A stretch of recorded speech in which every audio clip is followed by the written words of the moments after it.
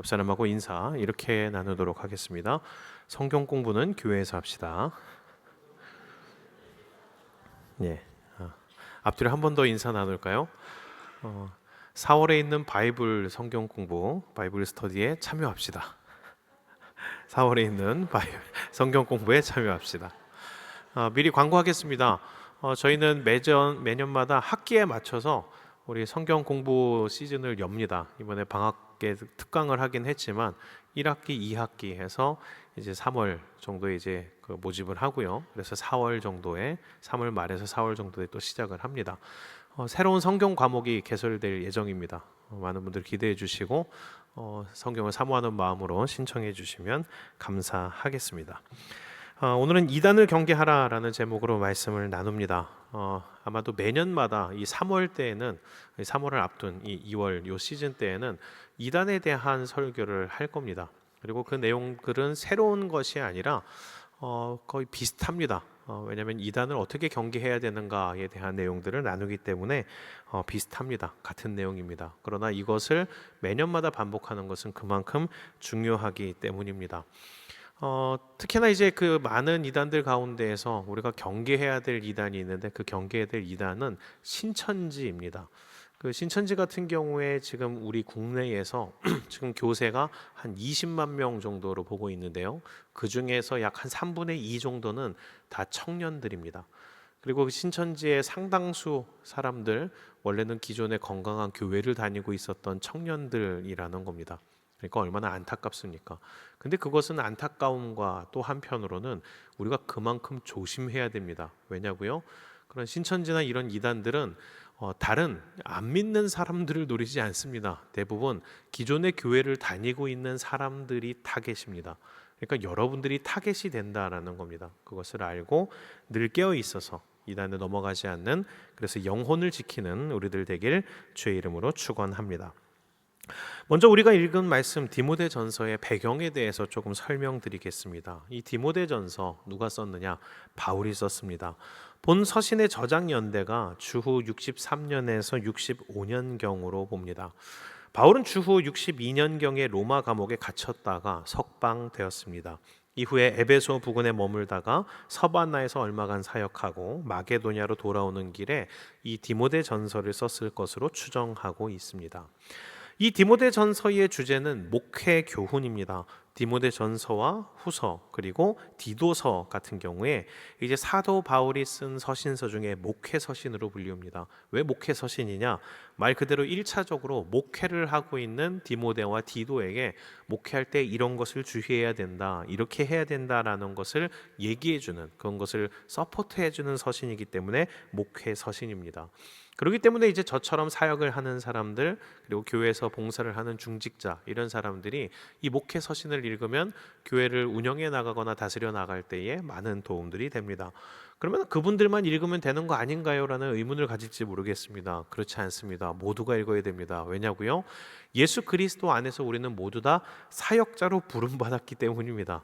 그래서 오늘날 특수한 자리 가운데에서 제가 목회자로서 여러분들을 인도하고 이끌고는 있지만 여러분들도 마찬가지로 여러분들의 자리 가운데에서 리더의 마음을 가지고 여러분들이 신앙생활 해나가셔야 됩니다. 그렇기 때문에 여러분들에게도 이 목회 서신이 필요한 겁니다.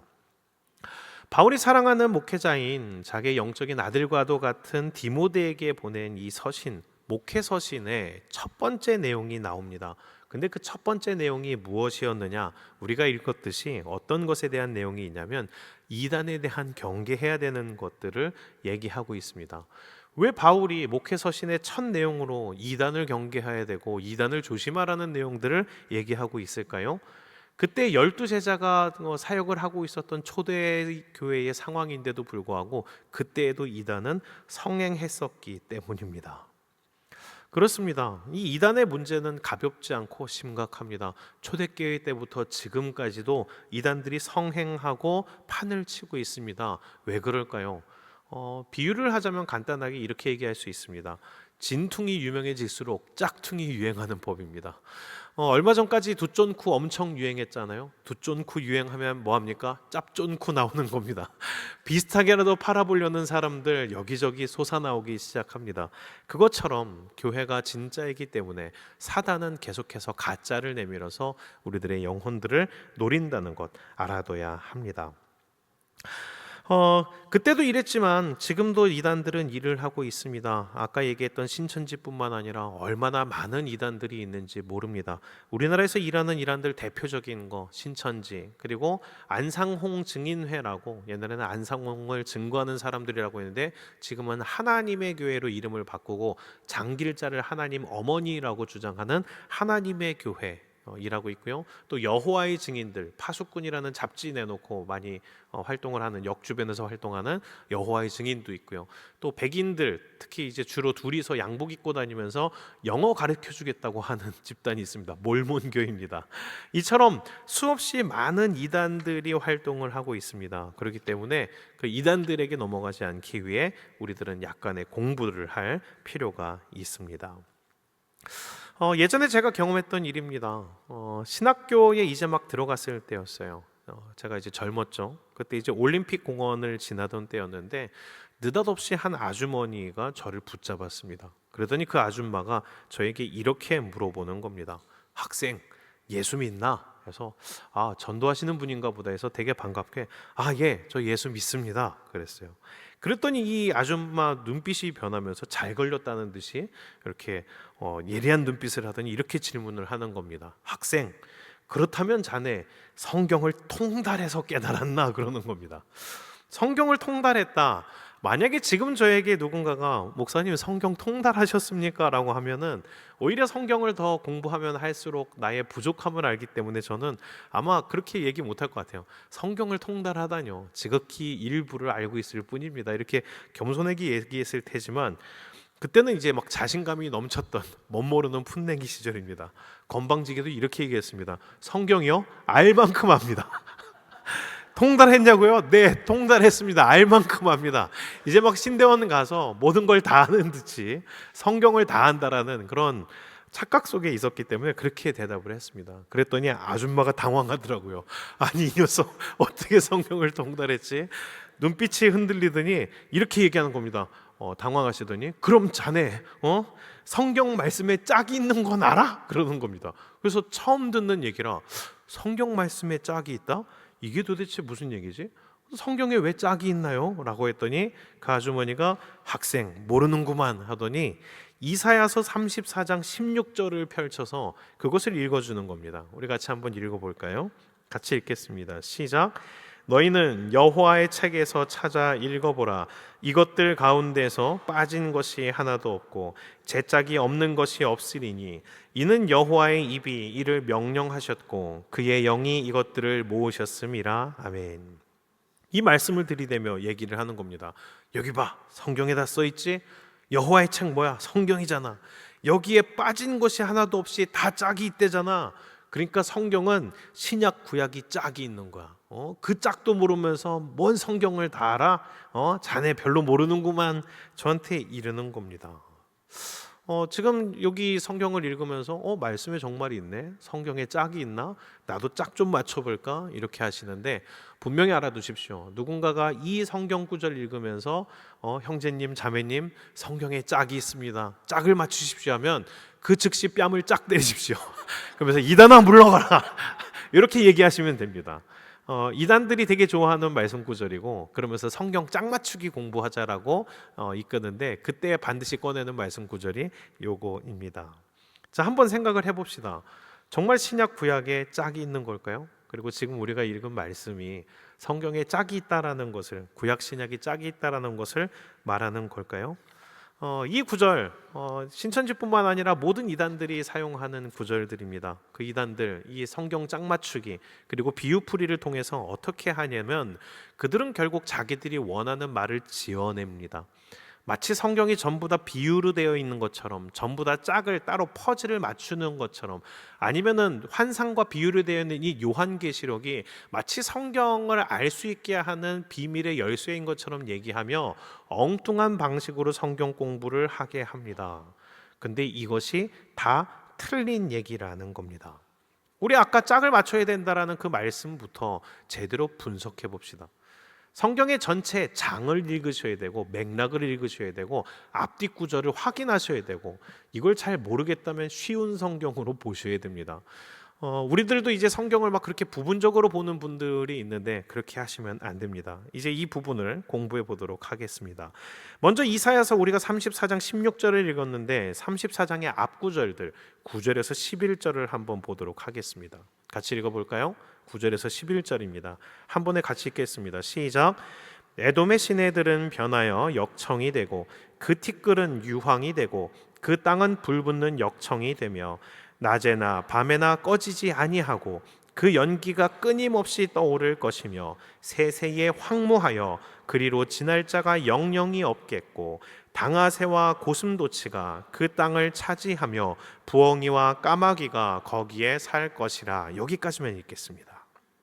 자, 우리 16절 앞부분을 살펴보니 어떤 내용들이 있습니까? 우선 익숙한 단어가 에돔 나오고, 그 에돔의 지역이 막 불붙고 황폐하게 되고, 그리고 이상한 동물들 이름 나오죠. 당아새, 고슴도치, 부엉이, 까마귀가 거기 살 것이다.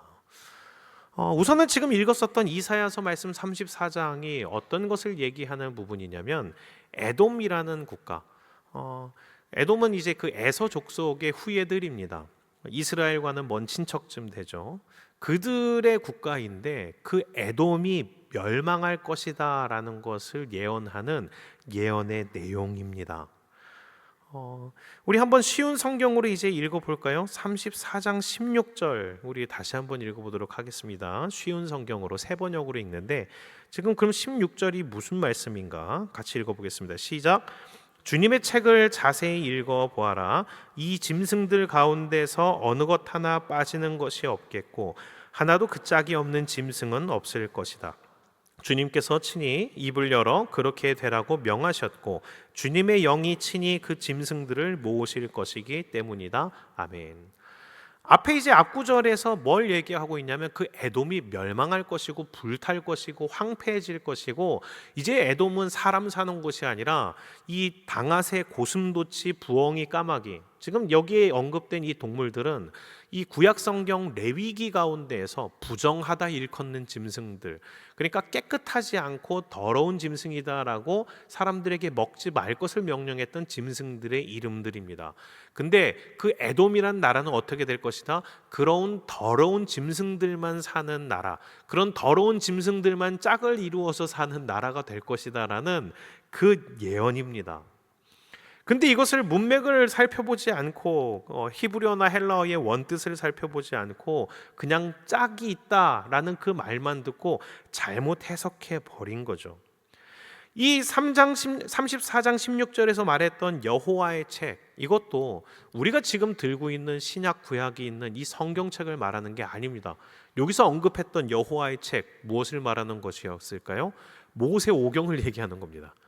레위기에 언급했었던 그 짐승들 이것들 가운데, 거기서는 여호와의 책을 말하는 게 아니라 그 짐승들 가운데 짝이 없는 것이 없다라는 것을 말하고 있었던 내용인데, 그 앞뒤 문맥 내용들은 다 제거하고 그 자기들이 원하는 내용만을 찾아서 마치 성경에서 짝 맞추기 해야 된다라는 것으로 해석을 하고 있는 겁니다. 이 이사야서 34장 16절의 원뜻 이것입니다. 그곳 에돔은 부정한 짐승들이 가득히 사는 나라, 사람은 살지 못하고 온갖 더러움이 가득한 나라가 될 것이다. 그래서 왜 동물들이 얘기했나요? 이거 비유입니다. 우리식으로 얘기하면 이거죠. 에돔 그 나라 개판이 될 거다. 사람은 못 살고 개만 가득한 개판이 될 거다. 이것이 무슨 뜻인지 이제 이해가 가시죠? 그렇게 더러운 짐승만 가득 사는 나라가 될 것이다라고 말했던 겁니다.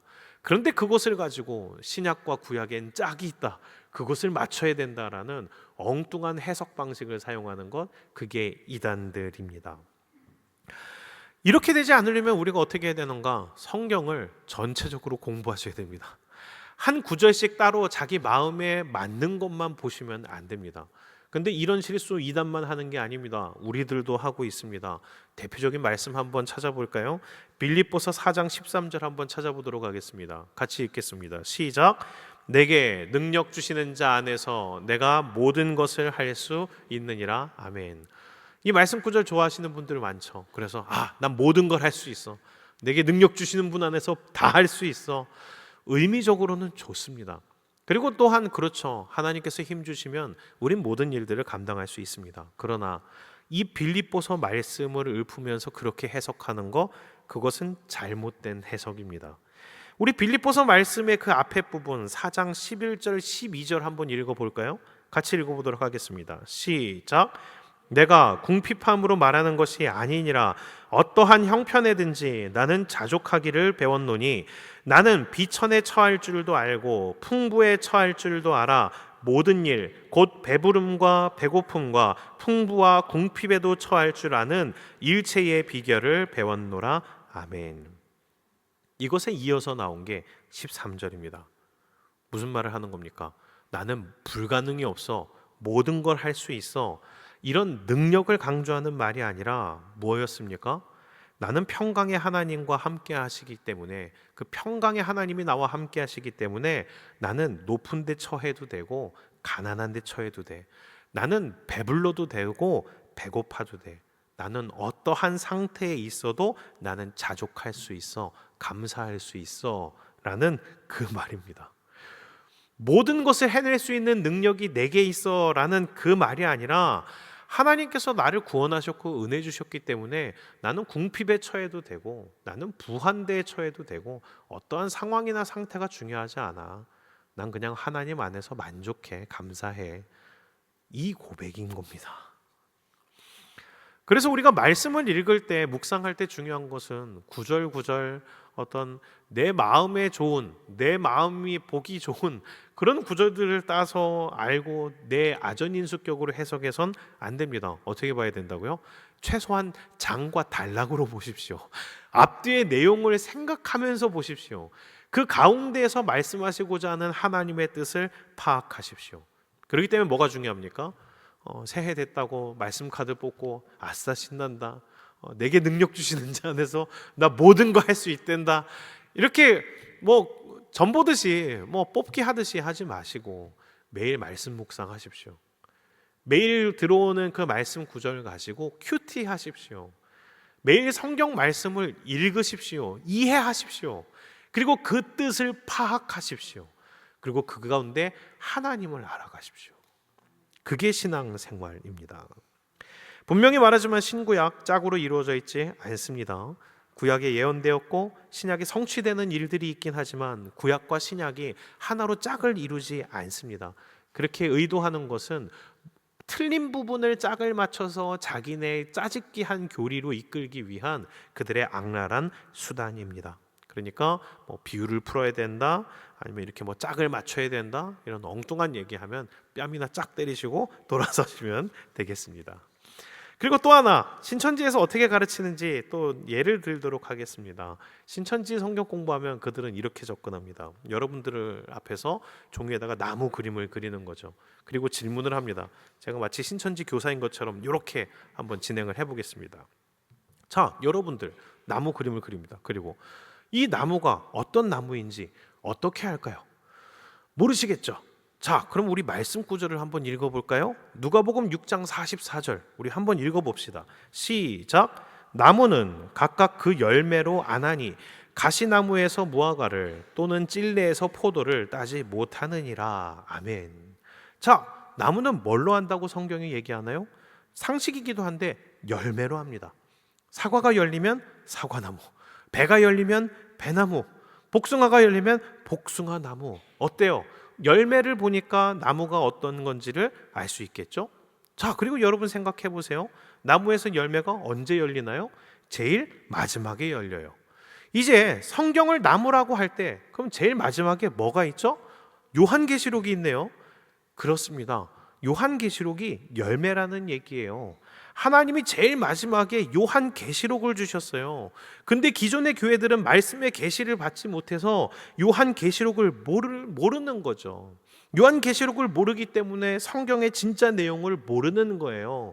열매로 나무를 알아야 되니까 우리는 요한계시록을 통해서 성경을 봐야 돼요. 그러니까 이제부터 우리 요한계시록이 어떤 비밀을 담고 있는지 공부하면서 우리 성경을 제대로 알아봅시다. 이렇게 공부를 가르칩니다. 어떻습니까? 열매로 나무를 안 돼요. 맞죠?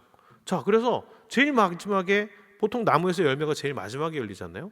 성경을 나무로 비유했을 때 열매로 나무를 아니까 요한계시록으로 성경을 봐야 보인대요. 그래서 요한계시록 공부하세요. 맞습니까? 뭐가 아니죠? 지금 여기서 막 요한계시록 막 되게 공부하고 싶다 이런 눈빛 조심하십시오. 자, 열매로 나무를 안다. 맞습니다. 그런데 여기서 중요한 트릭이 있었습니다. 뭐죠? 요한계시록이 왜 열매인가요? 성경의 위치에서 제일 마지막에 있다라는 것과 나무에서 열매가 마지막에 열린다를 교묘하게 연결시켜서 성도들을 헷갈리게 만드는 겁니다. 성경의 열매는 무엇입니까? 예수 그리스도입니다. 성경을 이해하게 하는 열쇠는 요한계시록이 아니라 예수 그리스도입니다. 예수 그리스도를 통해서 성경을 봐야 성경이 제대로 보이는 겁니다. 성경이 결론 내고자 하는 것도 예수 그리스도입니다. 성경이 말하는 바도 예수 그리스도입니다. 성경의 모든 내용은 예수 그리스도를 중심으로 봐야 온전히 볼 수 있는 겁니다. 요한계시록은 오히려 그런 내용들을 담고 있지 않습니다. 오히려 무엇을 통해서 성경을 봐야 되느냐? 예수 그리스도를 드러내는 복음서를 중심으로 해서 나머지 성경을 봐야 오히려 성경을 제대로 이해할 수 있습니다.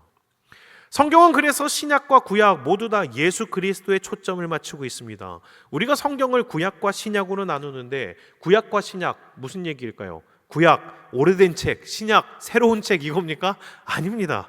구약과 신약, 영어로는 이렇게 되어 있습니다. 구약은 Old Testament, 그리고 신약은 New Testament. 무슨 뜻입니까? 이게 구약은 오래된 약속, 신약은 새로운 약속. 그 오래된 약속은 무엇이냐면 예수님, 메시아, 그 메시아가 올 것이다라는 약속을 담은 게 구약이고요. 신약, 예수 그리스도, 이 땅에 오신 예수 그리스도가 다시 오실 것이다라는 것을 얘기하고 있는 게 신약 전서입니다. 그러니까 성경은 이 처음부터 끝까지 전부 다 예수 그리스도에 대해서, 예수님에 대한 약속에 대해서 담고 있는 책입니다. 그래서 성경을 바르게 이해하려면 예수님이라는 초점을 가지고 성경을 읽어야 합니다. 이단들이 요한계시록을 강조하는 이유는 그겁니다. 요한계시록은 모호하거든요. 요한계시록은 상당수가 비유와 상징, 환상의 계시를 통해서 나와 있습니다. 그렇기 때문에 그 환상을 어떻게 해석을 해야 되느냐에 따라서 우리는 다른 모습들을 보게 됩니다. 그런데 요한계시록, 요한에게 하나님께서 그런 계시를 통해서 말씀하셨던 핵심적인 내용은 그거였습니다. 그 비유를 통해서 무엇을 보여주신 거냐? 환상을 통해서 하나님의 심판과 성도의 승리가 있다라는 것을 말하는 게 요한계시록입니다. 요한계시록은 구원의 신비, 구원의 비밀에 대해서 얘기하는 게 아니라 분명히 비전으로 보여주면서 이걸 얘기한 거죠. 요한아, 지금은 교회가 핍박을 당하고 어렵지? 그러나 분명히 마지막엔 궁극적인 승리가 있단다. 예수 그리스도, 그 어린 양 되신 예수 그리스도가 반드시 승리하며 모든 주를 믿는 사람들을 구원한단다. 이것을 환상을 통해서 요한에게 계시하고 보여준 게 요한계시록이었습니다. 그러니까 이 요한계시록의 비밀을 풀면은 뭐가 나와야 되느냐? 예수 그리스도의 승리가 나오는 게 전부입니다.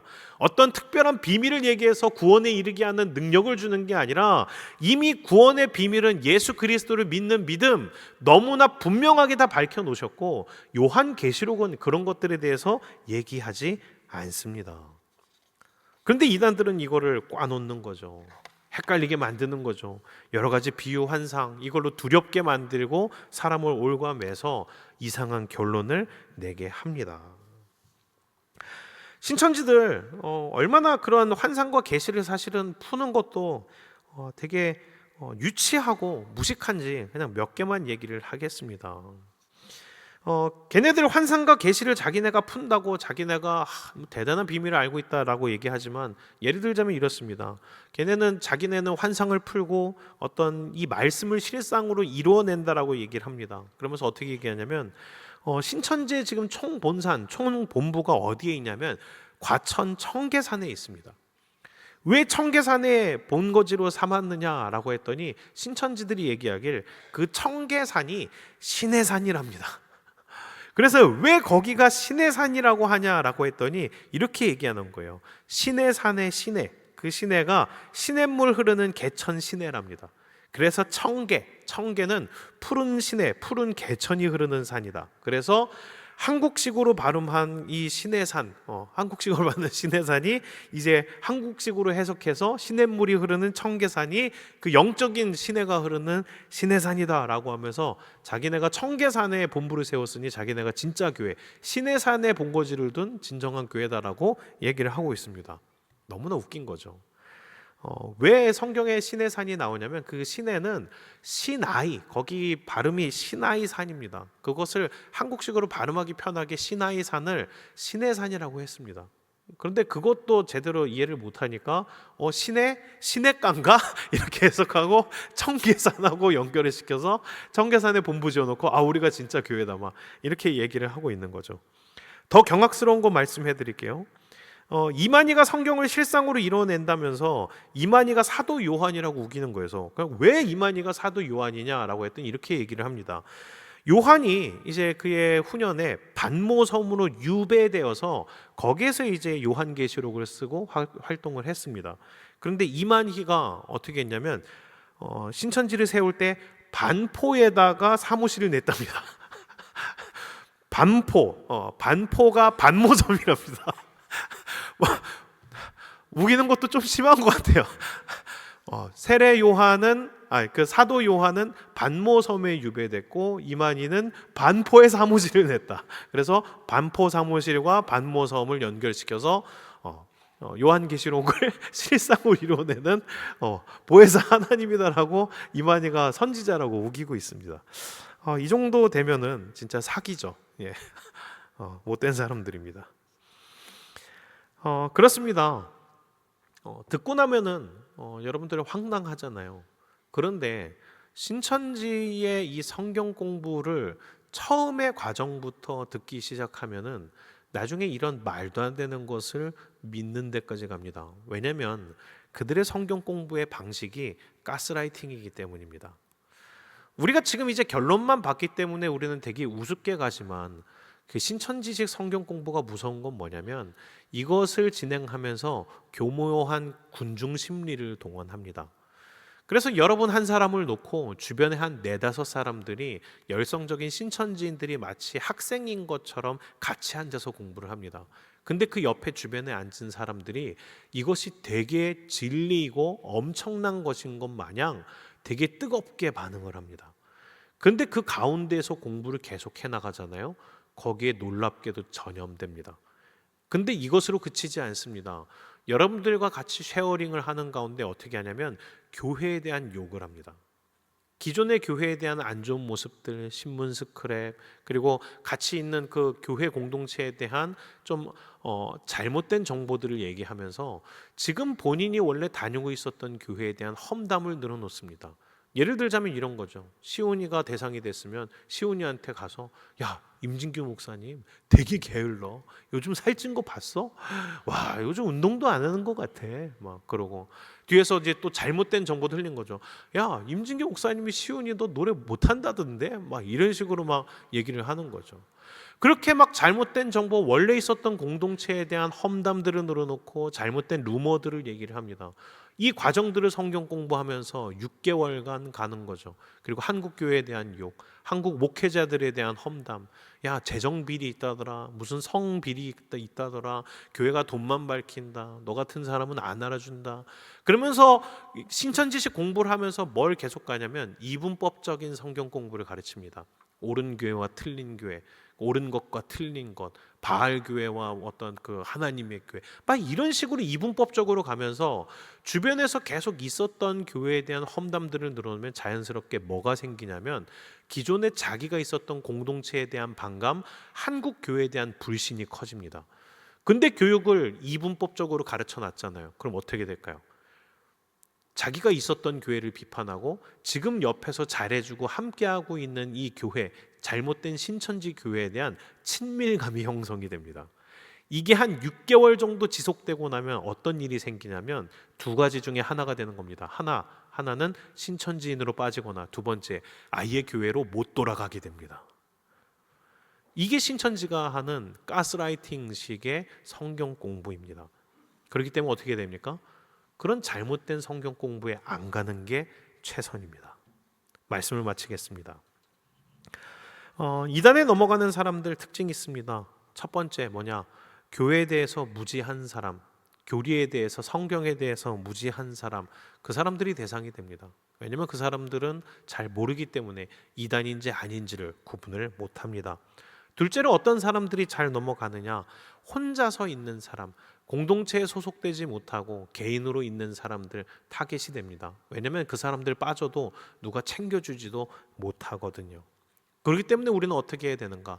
하나님의 온전한 말씀, 진정한 교리를 알기를 힘써야 합니다. 그리고 주님의 몸된 교회 공동체 가운데에서 서로의 영적인 상태와 생활들을 체크해 줄 수 있는 좋은 공동체 가운데에서 우리가 서로가 서로를 지켜줘야 합니다. 이단에 빠지지 않기 위해서 우리가 세 가지를 유념해야 됩니다. 뭘 유념해야 될까요? 첫 번째, 우리 교회가 아닌 곳에서 성경 공부하지 마십시오. 위험합니다. 여러분들이 그렇게 외부에서 성경 공부를 할 때 그게 옳은 성경 공부인지 아닌지를 구분할 수 있는 능력 별로 없습니다. 그렇기 때문에 여러분들 성경 공부를 하실 거면 교회에서 하십시오. 반드시 꼭 외부에서 하는 이 성경 공부 하고 싶다 하실 수 있습니다. 그런데 어떻게 해야 됩니까? 저한테 점검을 받으십시오. 아무리 바빠도 여러분들이 그것을 요청하고 얘기하시면 그거 정도 점검해 드릴 수 있습니다. 어느 교단에서 어느 교재를 가지고 어떤 사람이 가르치는지를 저한테 점검을 받으시고 필요하다면 제가 그 상대를 만나서라도 점검을 해드리겠습니다. 그리고 나서 성경 공부하십시오. 그것 없이 에이 괜찮아, 아니 아는 사람이 그냥 추천한 거야, 그러다가 넘어간 사람들이 18만 명이라는 겁니다. 다음으로 두 번째, 이것을 기억하십시오. 예수 그리스도 외에 다른 이름 없습니다. 성경에 다른 비밀, 숨겨놓은 비밀 없습니다. 이미 예수 그리스도 그분으로서 우리가 예수를 믿는 믿음으로 구원받는다. 모든 교리의 핵심입니다. 예수 그리스도 외에 다른 이름 될 수 없고 다른 율법도 우리를 구원하는 게 아니고 우리의 다른 어떤 영적인 특별한 지식이 우리를 구원하는 거 아닙니다. 오직 예수 그리스도, 그분의 이름, 그분의 대속, 그 십자가 은혜로 구원받는 겁니다. 예수 그리스도만을 기억하십시오. 마지막입니다. 이단에 넘어가지 않기 위해 그래서 어떻게 됩니까? 매일 성경 말씀을 묵상하십시오. 구절들로 파편적인 성경 읽기를 하지 마시고 전체적인 맥락 가운데에서, 전체적인 흐름 가운데에서 성경을 이해하는 제대로 된 성경 공부를 하시기를 바랍니다. 그래야 성경을 보는 온전한 눈이 생깁니다. 그렇게 늘 깨어 있으므로 세상에 넘어가지 않고 이단에 넘어가지 않고 온전한 믿음의 길 잘 끝까지 걸어가는 우리 모두가 되시기를 주의 이름으로 축원합니다.